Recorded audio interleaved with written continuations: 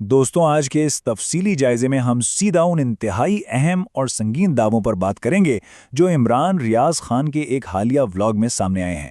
بات ہو رہی ہے اس مشہور زمانہ سفارتی سائفر کی اور اس کے نتیجے میں پاکستان میں آنے والے اس شدید سیاسی بھونچال کی، جس نے سب کو ہلا کر رکھ دیا۔ ہم ان تمام شواہد اور دلائل کو بالکل غیر جانبدارانہ انداز میں پرکھیں گے تاکہ اس پیچیدہ معاملے کی تہہ تک پہنچا جا سکے۔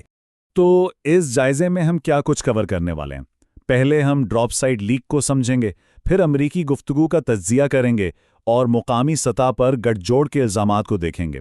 اس کے بعد وسل بلوئر کی پہچان کے دعوے، سعودی عرب میں فوجی تعیناتی اور آخر میں جو موجودہ احتجاج اور آگے کا سیاسی منظرنامہ ہے اس پر ایک نظر ڈالیں گے۔ چلیے شروعات کرتے ہیں اپنے پہلے حصے سے، ڈراپ سائٹ لیک یعنی ایک انتہائی اہم دستاویز کا منظر عام پر آنا۔ اب سوال یہ پیدا ہوتا ہے کہ آخر یہ دستاویز ہے کیا؟ اصل میں سائفر ایک ایسی خفیہ سفارتی کیبل ہوتی ہے جس میں امریکی اور پاکستانی حکام کے درمیان ہونے والی میٹنگ کے نوٹس موجود تھے۔ ولاگ میں یہ دعویٰ کیا گیا ہے کہ یہ کوئی عام سفارتی خط نہیں تھا، بلکہ یہ ایک قائم شدہ حکومت کو ختم کرنے کی ایک کھلی دھمکی اور رجیم چینج کا ایک باقاعدہ آرڈر تھا۔ اب بڑھتے ہیں دوسرے حصے کی جانب، امریکی گفتگو کا تجزیہ اور وہ انتباہی الفاظ جنہوں نے اس بحث کو جنم دیا۔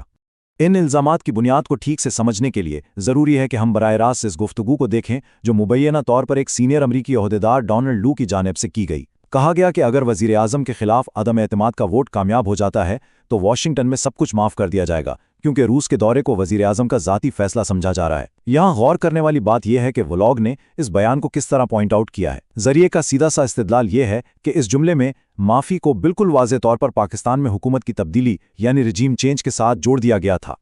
اسی گفتگو کے آگے چل کر امریکی عہدیدار نے مبینہ طور پر یہ بھی واضح کیا کہ ایمانداری سے کہوں تو مجھے لگتا ہے کہ یورپ اور امریکہ کی جانب سے وزیر اعظم کی تنہائی بہت مضبوط ہو جائے گی۔ سوچئے یہ الفاظ کتنے سنگین ہیں۔ ولاگ کے مطابق یہ اس بات کا ثبوت ہے کہ اگر عدم اعتماد کا ووٹ ناکام ہوتا تو پاکستان کو اور خاص طور پر وزیر اعظم کو بین الاقوامی سطح پر شدت ترین آئسولیشن یعنی تنہائی کا سامنا کرنا پڑتا۔ یہ اس دھمکی کا ایک بہت بڑا پہلو تھا۔ تیسرا حصہ مقامی گٹھ جوڑ کے الزامات اور اندرونی تبدیلیاں۔ یہاں آ کر اس کہانی کا رخ تھوڑا بدلتا ہے۔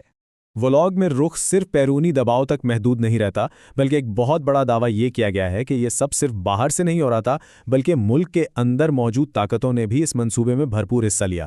کہا گیا ہے کہ ملٹری اسٹیبلشمنٹ نے رجیم چینج کے لیے ریاست کے تمام اہم اداروں جیسے عدلیہ، میڈیا، سیاستدان، سیکیورٹی فورسز اور بیوروکریسی، ان سب کو ایک مربوط اور سوچی سمجھی کوشش کے تحت استعمال کیا تاکہ اقتدار کی تبدیلی کو یقینی بنایا جا سکے۔ یہ واقعی ایک بہت بڑا کلیم ہے۔ اور پھر اس دعوے کو سپورٹ کرنے کے لیے ولاگ ایک بہت ہی واضح تضاد پیش کرتا ہے۔ ایک طرف عمران خان کی وہ آزادانہ خارجہ پالیسی تھی جسے وہ آزادانہ کہتے تھے، یاد ہے نا ان کا وہ مشہور ایبسولوٹلی ناٹ والا سٹینڈ، اور دوسری طرف اپوزیشن کا وہ منظرنامہ جہاں خواجہ آصف کا یہ بیان کوٹ کیا گیا کہ پاکستان کی معیشت تو امریکی وینٹیلیٹرز پر چل رہی ہے۔ ذریعے کے مطابق دراصل یہی معاشی انحصار والی سوچ تھی جس نے اندرونی سطح پر اس حکومت کو ہٹانے کی راہ ہموار کی۔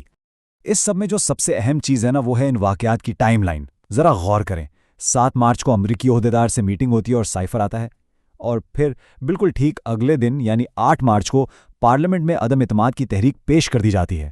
اب ولاگ یہ پوری شدت سے آرگیو کرتا ہے کہ اتنی جلدی یہ سب ہونا کوئی اتفاق نہیں ہو سکتا۔ ان کے مطابق یہ ایک بیک ٹو بیک سیکوینس ہے جو اس بات کا کھلا ثبوت ہے کہ اندرونی عناصر کو اس سب کا پہلے سے علم تھا اور یہ سب پری پلان تھا۔ اب چلتے ہیں چوتھے حصے کی طرف، وسل بلوئر کی مبینہ شناخت، یعنی اصل میں یہ اندرونی ذریعہ تھا کون؟ اس سب کے بعد جو سب سے بڑا سوال اٹھتا ہے وہ یہ کہ آخر اتنی اہم اور انتہائی کلاسیفائڈ دستاویز میڈیا تک پہنچی کیسے اور اس کو لیک کس نے کیا؟ ولاگ میں ڈراپ سائٹ کی اس رپورٹ کا حوالہ دیا گیا ہے جو دعویٰ کرتی ہے کہ یہ ڈاکیومنٹ پرائم منسٹر آفس سے لیک نہیں ہوا تھا، بلکہ یہ سن کر شاید تھوڑی حیرانی ہو، دعویٰ کیا گیا ہے کہ یہ لیک فوج کے ہی اندر موجود ایک ایسے شخص نے کی جو ملک کے موجودہ حالات اور سمت سے انتہائی مایوس اور بدظن ہو چکا تھا۔ ظاہر ہے اس دعوے نے پورے بیانیے میں ایک بالکل نیا رخ ڈال دیا ہے۔ 5واں حصہ، سعودی عرب میں فوجی تعیناتی اور بدلتے ہوئے اتحاد، یہاں سے ولا لیک دستاویزات سے ہٹ کر تھوڑا آگے کی طرف بڑھتا ہے۔ ذریعہ نے یہاں ایک انتہائی حیران کن فگر دی ہے، 8000۔